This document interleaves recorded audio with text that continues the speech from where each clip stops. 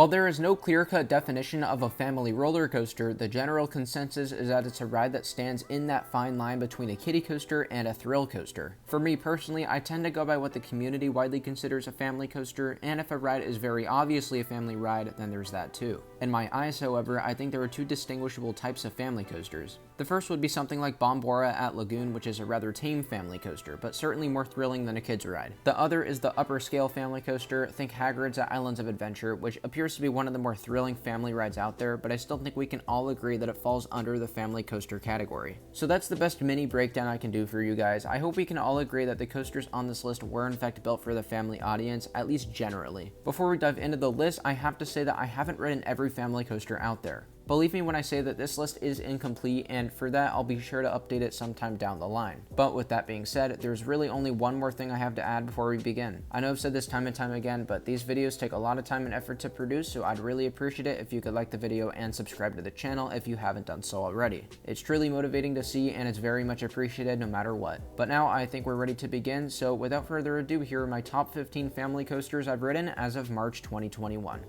Number 15, Goliath at Six Flags. Okay, I'm sorry, for real now. Number 15 is Cobras Curse at Busch Gardens, Tampa. Definitely the most unique spinning coaster I've been on. This ride is perfect to start on before making your way up to Cheetah Hunt in the same park. Starting with the beginning section, you got an elevator lift, a giant Cobra statue, and a forwards portion. Then you've got a short middle segment where you're facing backwards, and lastly, another lift hill that takes you into the spinning part of the ride. It's genuinely such a unique experience, such a different type of ride, and for that, how could you not be excited to try it out? Number 14, Flying Turns at Knoebels. Speaking of unique, this coaster right here is the world's only wooden bobsled coaster. It's such a fantastic blast to the past attraction that no other park in the world is able to pull off nowadays. Not only is this ride one of the smoothest in the entire world, but the side-to-side transitions and swaying are such a blast. They also make you feel like you're going faster than you actually are, as with most bobsled coasters. I really hope that Flying Turns makes a great return for the 2021 season after being closed all last year for retracking. I'm sure when it does reopen, it'll be running better than it ever has before. Number 13, Jackrabbit at Kennywood. To clarify, I think this is on the more thrilling side of the family coaster category. I'd say this and Racer can be considered family rides, but I left off Thunderbolt since I find that coaster to be a little more intense than those two. But anyways, the reason this coaster is so great is for one element in particular. I know you know what I'm talking about, the world famous Double Down. A super classic element and one that can't be pulled off better on any other ride in the world thanks to the buzz bar restraints. The rest of the ride is fun too, and it's running phenomenally for being a decade old. Jackrabbit is awesome, guys. Just make sure you don't pass up on a back row ride experience. Number 12, Spider at Lagoon. This Mauer spinning coaster model is very obviously a family coaster model, right? I think we can all agree on that, but I've ridden many rides that follow this same layout. The reason this one in particular finds a spot on this list is because of all the off-balance rides that make it feel far from a family coaster experience. I guess that can be seen as kind of unfair, but under usual circumstances, this is definitely a family ride, so just bear with me. The point is that if you only load half the train on one side, you are going to be spiraling out of control. You're seeing this footage of me and my friends on Spider right now, and while it's not great footage, it sort of gives you an idea to how ridiculous it was spinning. If you follow through with an off-balance ride, I urge you not to judge this book by its cover and to anticipate one of the most disorienting experiences on any coaster.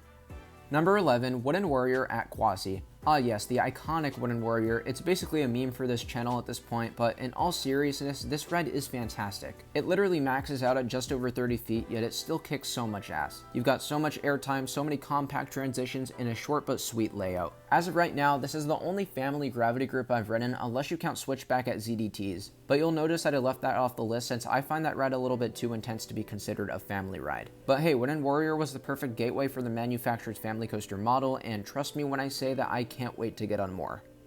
Number 10, various alpine coasters. Otherwise known as mountain coasters, alpine coasters aren't really praised as much as I think they should. I see a lot of people riding them, but seriously, no one talks about how great these are. I've only been on two at the moment, Mineshaft Coaster in Big Bear and Mountain Coaster in Park City, Utah. I prefer the latter, no question, but both are excellent in shape of really fantastic model. So yes, I lumped these two together in a one spot because I'm sure there will be a day where I'll have ridden like 100 different alpine coasters, and this list would be filled up with them if that was the case. But either way, these are great rides. I definitely recommend going out of your way to ride one, even if they are a bit expensive.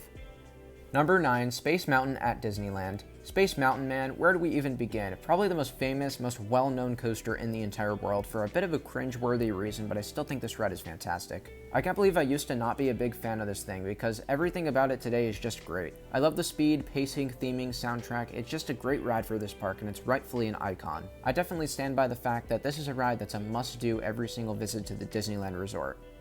Number 8, Revenge of the Mummy at Universal Studios Hollywood. Just slightly edging out Space Mountain, this indoor coaster might actually be slightly worse than that ride, I just can't really decide. But it doesn't matter, both are great in their own unique ways, and while I hear the Orlando iteration is better, I'm glad I rode this one first. I feel like experiencing that version beforehand would really spoil this one for me. This compact ride has an incredible first launch, a fun forward section, a backward section, and plenty of great theming. To me, it's just a full package indoor family coaster, and I can't wait to get back on it at some point in the future.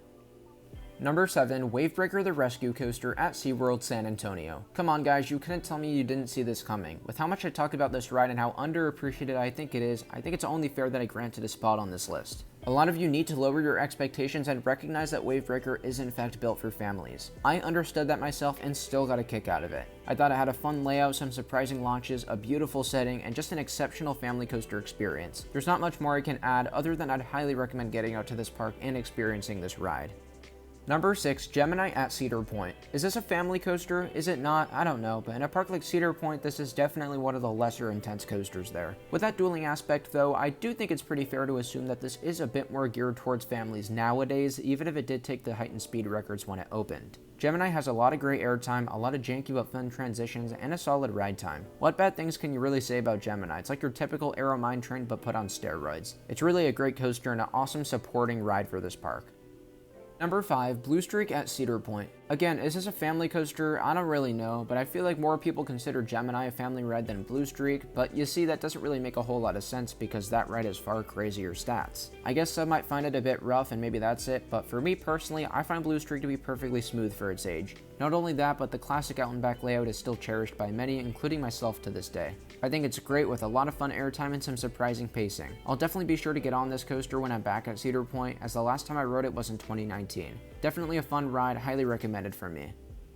Number 4, Manta at SeaWorld San Diego. One of the more thrilling family coasters out there, Manta has a lot of airtime, a lot of surprising transitions, and a lot of awesome elements. Mock Rides really knocked it out of the park with this coaster, building a ride that just tops out at 30 feet, yet it utilizes its surrounding environment to perfection. I really don't have much to add, but this is 100% one of my favorite family coasters in California. Number 3, Matterhorn Bobsleds at Disneyland. This might be surprising for those of you who are unaware with how much I love my Disney rides, but this, I'd argue, is interchangeably the best coaster in the resort. It's split into two sides, one facing Fantasyland and one facing Tomorrowland. And I know you wouldn't know this until riding, but the latter is far more intense. I personally don't even think I can consider that a family coaster experience, but the compromise is that the Fantasyland side definitely is. Both are great experiences though, and are a great introduction to what coasters were like back in the day of this ride's opening. As the world's first tubular steel roller coaster, it was certainly a game changer for its time, and it's still a fantastic attraction to this day. Definitely a must ride every time I go to the Disneyland Resort. Number 2, Incredicoaster at Disney's California Adventure. Notice how I said Matterhorn was interchangeably the best coaster in the resort. While I'd argue that the Tomorrowland side is more intense than Incredicoaster, I definitely enjoy this ride more than the Fantasyland side. So really, it's about equal for me, but Incredicoaster is still an excellent ride. And I know we'll be getting some arguments down in the comments saying this is too intense to be considered a family coaster. But in my defense, it was the first big coaster I ever rode, so I have no problem including it on this list. Along with being one of the only family coasters to invert, it's also a very long ride, it has a fun launch, and some decent theming as well. A lot of the elements may be meandery, but they're still enjoyable at the end of the day. I have no regrets making this my first big roller coaster, as I think it's the perfect introduction to some of the bigger attractions in the area. Incredicoaster is a rock solid ride, and it rightfully deserves the number 2 spot on this list. Number 1, Cheetah Hunt at Busch Gardens, Tampa. So this is what I like to consider a family thrill coaster, as in it could be seen as either a family coaster or a thrill coaster. But I think if you can consider Hagrid's a family ride, you can also consider this a family ride. Yes, it goes upside down, yes, it tops out at 60 miles per hour, but most of the ride isn't any more intense than Incredicoaster is. A lot of meandery but fun maneuvers that make you feel like you're a cheetah hunting your prey, which is exactly what it's themed around. Even if this ride is a family coaster though, it's actually one of my absolute favorite coasters in all of Florida. Can a ride really get more fun than Cheetah Hunt? I actually don't think so. It's actually almost impossible to improve this ride unless you're being super nitpicky or ignore the fact that it was built after the family audience. But in my opinion, it's a coaster I will never be not excited to experience when I'm at the park. Thank you all so much for watching today's video. I hope you've enjoyed hearing about my top 15 family coasters I've personally ridden. If you found it interesting, I'd really appreciate it if you could like the video and subscribe to the channel. But other than that, I hope you all enjoyed once again, and I will see you all in the next video. Bye guys.